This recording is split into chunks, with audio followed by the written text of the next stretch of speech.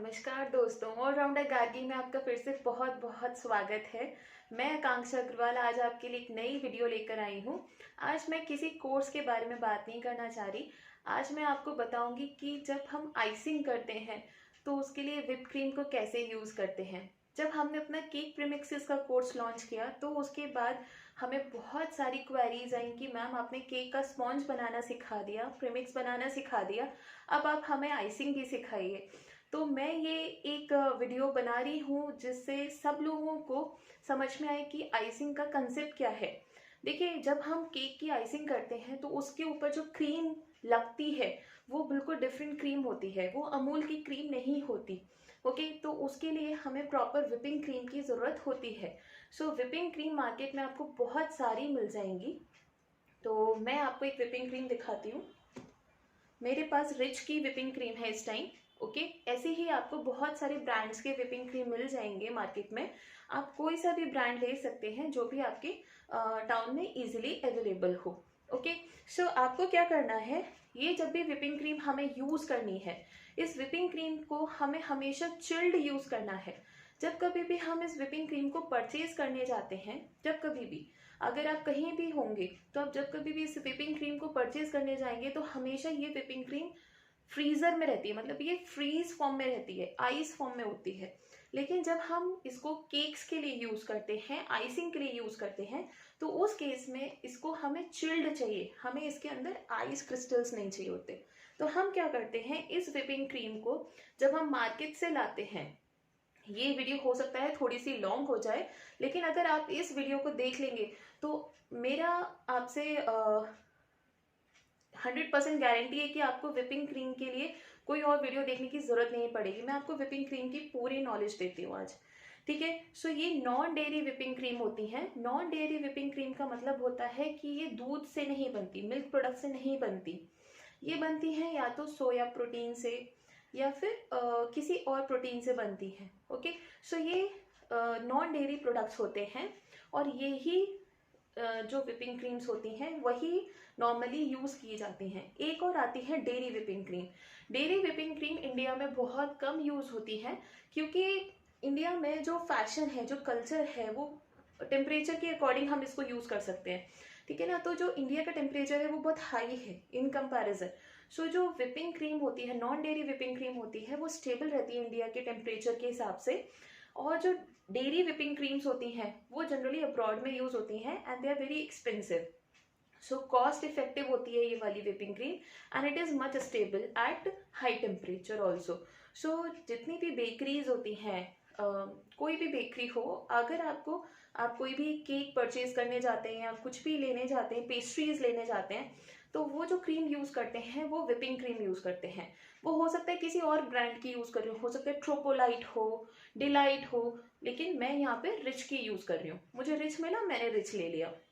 अब इसमें भी क्या होता है, बहुत सारे लेवल्स आते हैं, मीन्स लाइक गोल्ड, सिल्वर, इस टाइप से आती हैं whipping creams depending upon its quality. So आपके ऊपर डिपेंड करता है कि आप कौन सी क्वालिटी का विपिंग क्रीम यूज़ करना चाहते हैं। ओके, सो ये मेरा नॉर्मल विपिंग क्रीम है, इस पे सन विप लिख रहा है और ये कोई ऐसा गोल्ड और सिल्वर वो नहीं है, सिंपल नॉर्मल विपिंग क्रीम है। और इसका टेक्सचर भी और इसके रिजल्ट्स भी बहुत अच्छे आते हैं केक्स के ऊपर। ये बहुत सस्ती आती है, it is hardly 130 rupees kg।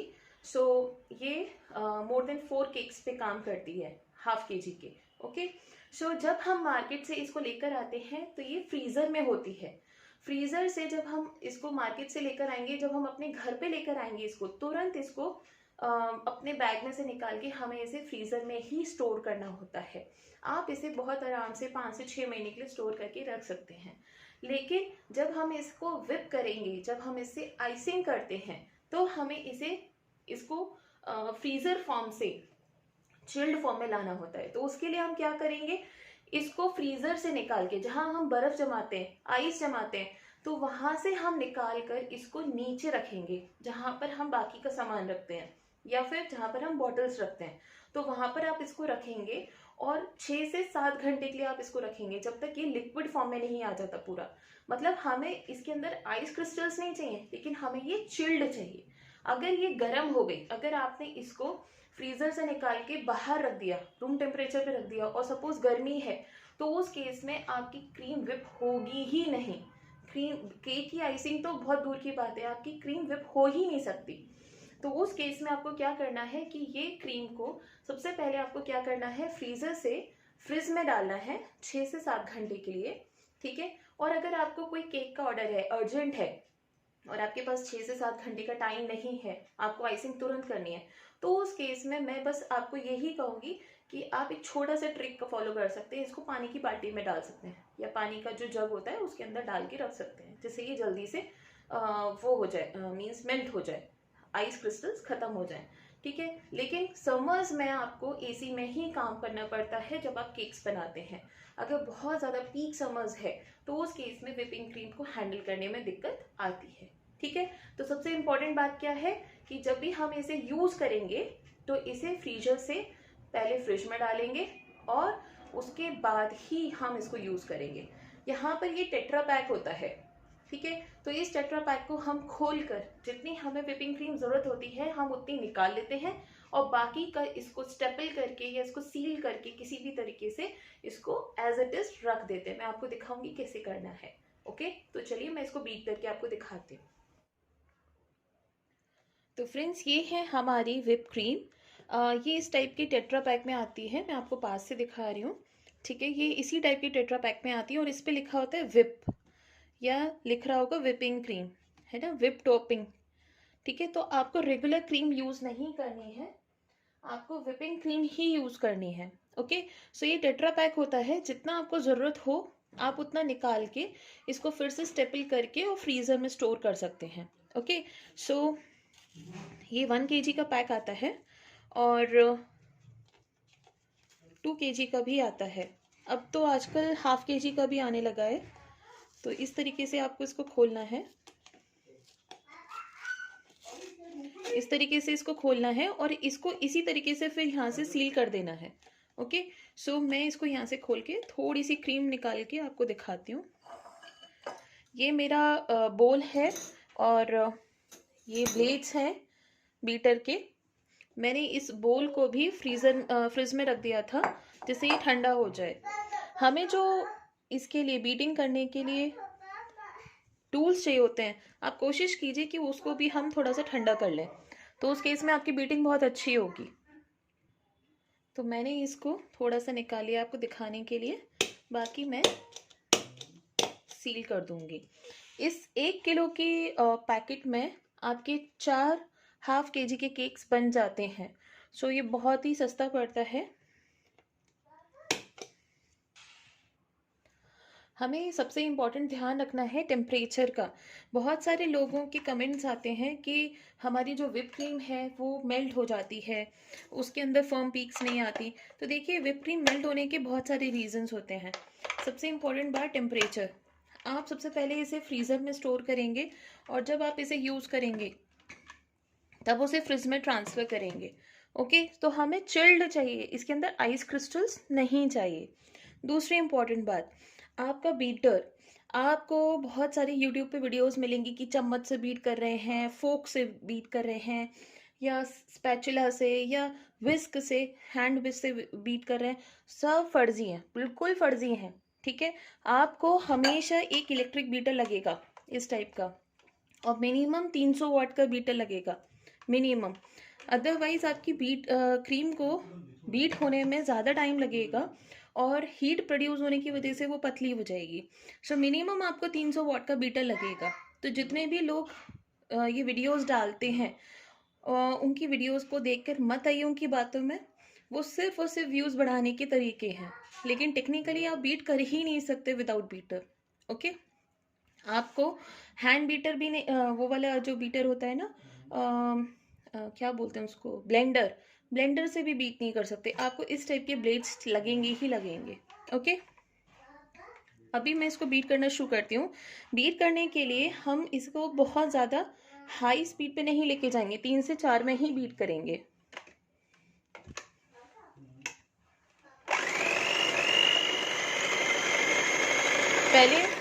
पहले हम इसको 2 से 3 में बीट करेंगे और उसके बाद हम 3 से 4 पे जाएंगे।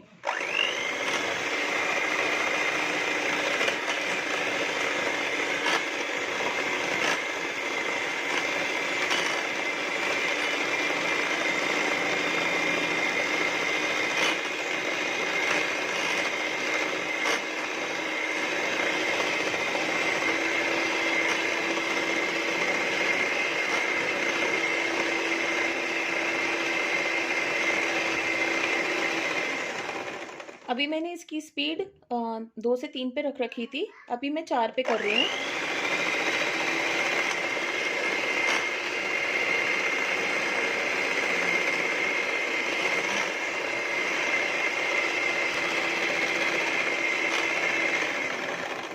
अभी आप ध्यान से देखेंगे तो ये क्रीम गाढ़ी हो गई है, लेकिन अभी ये ड्रिप हो रहा है, ठीक है। तो इसका मतलब हमारी क्रीम बीट नहीं हुई है। जब ये ड्रिप होना बंद हो जाए, मीन्स लाइक मैं इसको ऐसे रखूं और नीचे कुछ भी ना गिरे, तब उस केस में हम कहते हैं कि पीक्स आ गई हैं। ओके। दूसरी इंपॉर्टेंट बात, आप कभी भी जब क्रीम को बीट करते हैं या तो कांच के बोल में करेंगे, या फिर आप इस टाइप के फ्लैट बॉल्स आते हैं बड़े बड़े, इस टाइप के फ्लैट बॉल्स में करेंगे। मैं आपको दिखाती हूँ, ठीक है। इससे क्या होता है कि क्रीम को हम बहुत इजीली मिक्स कर पाते हैं और क्रीम को बहुत इजीली स्क्रैप आउट कर पाते हैं। जब हम कलरिंग करते हैं, केक पे लगाते हैं, तो बहुत ज़्यादा क्रीम हमारी वेस्ट नहीं होती। ओके। सो मैं इसको दोबारा बीट करती हूँ।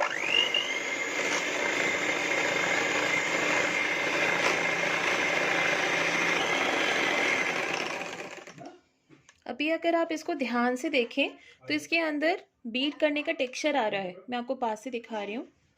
और सपोज ये मैंने क्रीम ली और इसको एज इट इज रख दिया, तो इसकी पीक हिल भी नहीं रही है अपनी जगह से।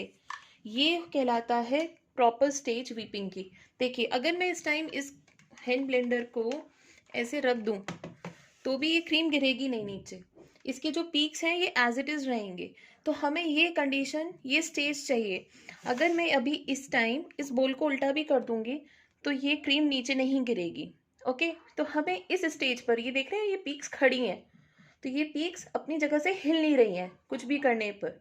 हमें यही कंडीशन, यही स्टेज चाहिए होती है जब कभी भी हम व्हिपिंग क्रीम यूज़ करते हैं केक्स पर। ओके। सो ये है हाँ किस तरीके से हमें व्हिपिंग क्रीम को यूज़ करना है और उसको कैसे बीट करना है। सो ये सारी जानकारी बहुत इंपॉर्टेंट है व्हिपिंग क्रीम के लिए। एक लास्ट पॉइंट और मैं आपको बताना चाहूँगी। जैसे ये स्टेज आ गई व्हिपिंग क्रीम की बीट करने से, बहुत सारे लोग ये चीज़ पूछते हैं कि कितना टाइम लगेगा, कितना ड्यूरेशन हमें बीट करना चाहिए, कितने मिनट्स के लिए बीट करना चाहिए। तो देखिए क्या होता है ना कि बहुत सारे फैक्टर्स होते हैं जिसके ऊपर ये व्हिपिंग क्रीम की बीटिंग डिपेंड करती है। तो आप टाइम मत लेके चलिए, आप देखिए टेक्सचर, देखिए क्रीम का कि किस टाइम वो टेक्सचर आ रहा है। ओके।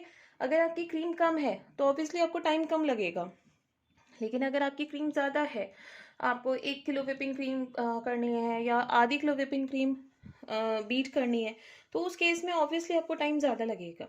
ओके। आपका क्लाइमेट कैसा है, ठंडा है, गर्म है, तो उसके ऊपर भी डिपेंड करता है। एक बात और इम्पॉर्टेंट, अगर इस स्टेज के बाद भी, जैसे आप देख रहे हैं ये हिल नहीं रहे हैं अपनी जगह से पीक्स, ओके, अगर इस स्टेज के बाद भी आप बीटिंग करते चले जाएंगे तो उस केस में इसका फिर से पानी हो जाएगा। ओके। फिर से ये लिक्विड फॉर्म में आने लगेगी। तो यही सारी बातें हैं जो आपको ध्यान में रखनी है। आई होप आपको आज का ये वीडियो पसंद आया होगा। ओके।